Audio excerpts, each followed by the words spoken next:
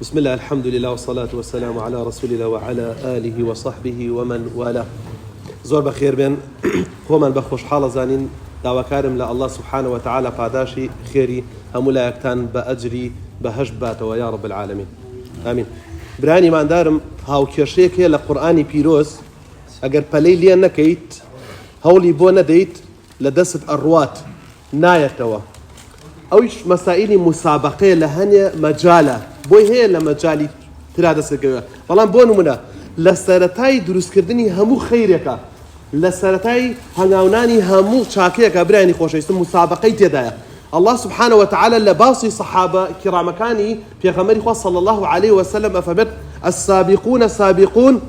أولئك المقربون أوانيك دس بيشخريان كر لنفسي خوان بخشيان بخوا لمالي خوان بخشيان بخوا لمالو منالو وطني خوان بخشيان بالله أفمت أوانا مقربا نزق لأخوي تعالى لشويني كتير الله فمن السابقون الأولون من المهاجرين والأنصار أواني دس بيشخريان كر كيبركيان كر لوي كبقن بالرزام دي خوا صحبي بيغمبري خوا بدس بينن أفرميت من المهاجرين مهاجرين بون بالرقميك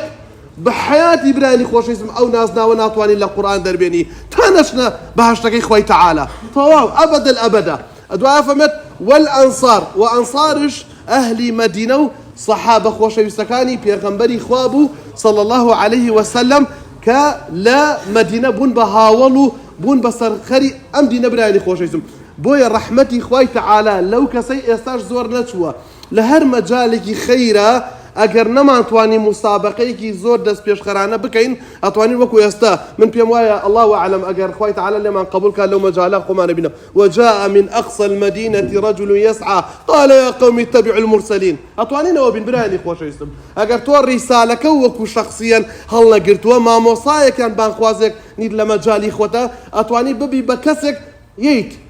لو سري شار لنا وراسي شار لهر مجالك دكانك يا غسلك يا بازارك يا بزنسك مال الثروة وسامان جيلي بوخوا يا قوم اتبعوا المرسلين خلقنا كورك يا خلقنا مزقوتك يا خلقنا جوتان لحي على الصلاة نية يستكاتي فروشتنية كاتي كرينية برو بدني بانك اخوا والله نتشي حي على الصلاة شاوري حي على الفلاح ما قال اخوي تعالى ومعادلة هل جزاء الإحسان إلا الإحسان خوي تعالى شاكت آياتي بلام كي لدواي الجزاء من جنس العمل باداش تبي لجنس عملك يا ابوي اخوي الله سبحانه وتعالى نصيحتي كردوين يستم ما دام شوينيكي او براني خوش يستم والله بخو خيال نائب مشتا الا وعد الربانيه كان الله نبي للقران وعدي بيداين براني خوش وعد الله الذين آمنوا منكم وعملوا الصالحات ليستخلفنهم في الأرض الله فمن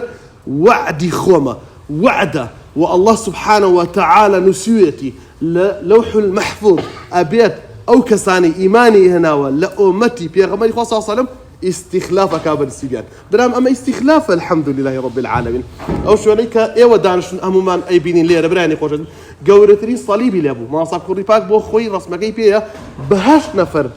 نفر دايجيرا وانا قرزبو صليب خوتا نزان شعاري شيا ثالث ثلاثة تو أمر ولا موت علي قل هو الله أحد أقل الله سبحانه وتعالى بمان جينير بمان كبأداتي قدري خوي بصر خصني أم دينا عيسى كريم مريم عليه الصلاة والسلام دابزيت هات بو إيرد خوشي وليا كبراني خوشي يستم دعوة كارم لله سبحانه وتعالى تاكي أم مجلسة بجر بأتباعه بأنصاري في غمري صلى الله عليه وسلم والحمد لله رب العالمين والصلاة والسلام على رسوله وعلى آله وصحبه وسلم تسليما والسلام عليكم ورحمة الله بارك الله فيكم جميعا. كنال بي كي 4 لا خمي هموان كوكروي كردان لتاراوغا بقشتي لأوروبا وبريطانيا كنال بي كي 4